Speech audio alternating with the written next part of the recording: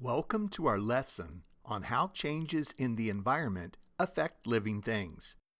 Our objectives for this lesson are to be able to explain how changes to non-living factors like temperature and water affect living organisms, and to be able to understand how living and non-living things are connected in an ecosystem. Let's start with a couple of definitions. An ecosystem is a community of living things, such as plants, animals, and microbes, that all interact with each other and their non-living environment. Ecosystems can be big, like a forest, ocean, farmland, and desert, or they can be smaller regions, like a coral reef or local pond.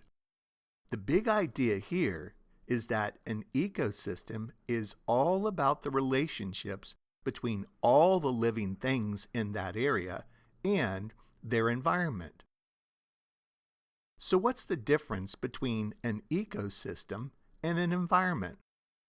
While an ecosystem focuses on relationships and interactions between living and non-living things, the environment describes the surroundings in an area. This includes temperature, the amount of light, air quality, and so on. For instance, a desert environment is characterized by extreme temperatures and scarce water. A desert ecosystem encompasses all the living and non-living things in that environment and how those things interact. Here's an analogy to help with the difference between these two similar sounding terms. Imagine your house. The environment would be the physical structure of the house itself, like the walls and roof, the temperature inside, the air quality, the furniture, how much food you have in your refrigerator and pantry, and so on. The environment is the general surroundings. The ecosystem would be your family living in the house, your pets, any plants you have, the bacteria in your bodies, and how all these things interact with each other and with the house itself. For instance, providing and eating food to a pet, removing ticks and fleas from your dog so your dog doesn't keep you awake at night scratching, and so your family avoids Lyme disease. And what if you painted the house with lead-based paint? How would this affect the air quality in the house and everyone's health? All these things impact those living things in the house. Remember, the ecosystem is the community of living organisms and their interactions with each other and with the environment. Now, imagine if your roof blew off during a time when the outside weather was extremely cold. The environment changed. Would this affect the ecosystem inside the home? Would your family and pets change their interactions with each other and the physical environment? Most likely, yes. Coats would be worn, plants covered to protect them from the cold, and many other changes would likely occur. A fish tank is a small, artificial ecosystem. While it's created and maintained by people, it still contains those basic components of an ecosystem.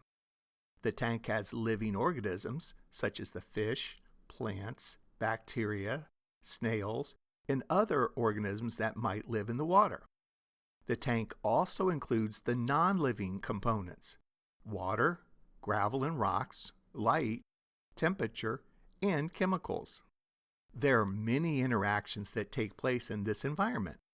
The organisms within the tank interact with each other and their environment. The fish eat food and produce waste. Bacteria living in the tank break down the waste.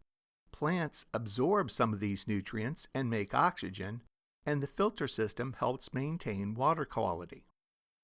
However, it's important to remember that a fish tank is a highly simplified ecosystem.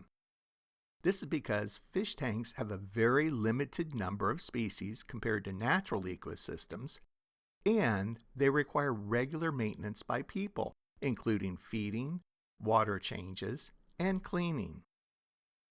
Despite these limitations, a fish tank provides a valuable opportunity to observe the basic principles of how an ecosystem functions on a small scale.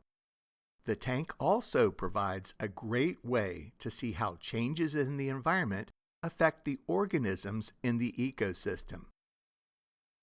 This relates to the virtual lab you'll conduct in this topic. In this lab, you'll add algae to a fish tank, which changes the fish tank ecosystem by adding a new living organism. You'll see how this change impacts the environment by changing the quality of the water in the tank. In the end, you'll investigate the interaction between the presence of algae and fish by studying the effects of the algae on the fish's rate of breathing. This lab highlights the importance of oxygen for respiration in aquatic life and explores how poor water quality affects the health of fish and other organisms in the aquatic ecosystem. The hands-on lab in this topic provides you with a chance to study the effects of acid rain on a plant. In this activity, you'll see how changing the environmental factor of rainfall quality affects the health of plants. This lab gives you insights into how a forest ecosystem can change dramatically when rain that is more acidic than normal falls over the area and impacts soil health, plant growth, and can lead to a ripple effect on the animals that live in the forest ecosystem. In closing, the big idea for this lesson and topic is that a change in one part of an ecosystem's environment always affects the relationships and interactions between the living and non-living things in the ecosystem. Remember, you can't change one part of a system without changing other parts of that system.